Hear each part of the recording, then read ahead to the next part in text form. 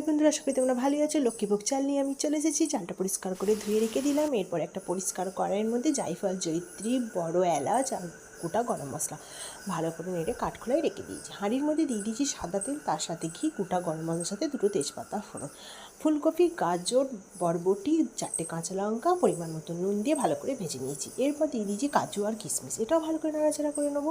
নাড়াচাড়া করে নেওয়া হয়ে গেলে ওই ধুয়ে রাখা চালটা আমি দিয়ে দেবো। ধুয়ে রাখা চালটাও ভালো করে নাড়াচাড়া করে পরিমাণ মতো নুন দিয়ে দেবো। এরপর 1 চামচ ঘি দিয়ে ভালো করে চালটাকে ভেজে ফেলবো। ভাজা হয়ে গেলে চালটাতে এই গ্লাসটার আমি 2 গ্লাস চাল নিয়েছিলাম, তাই 4 গ্লাস জল পরিমাণ মতো দিয়ে দেবো। হ্যাঁ বন্ধুরা, আমি বানিয়ে ফেলবো ভেজ রাইস। এরপর চাপা দিয়ে দিয়েছি, ভাত আমার অলরেডি হয়েই গেছে। এর মধ্যে পনিরের টুকরো কুচু কুচু করে দিয়ে দিয়েছি স্বাদ মতো মিষ্টি আর গোলমরিচের গুঁড়ো। এবার ওই যে কাঠকলায় ভেজে রেখেছিলাম মশলাটা, রাইসের মশলা, ওটা রাইসের ওপর ছড়িয়ে দেবো। ভেজ রাইস আমার রেডি। আজ এই পর্যন্ত থাক বন্ধুরা, ভালো থেকো। বর্ষায় বানিয়ে খেয়েও দারুণ লাগবে। টাটা।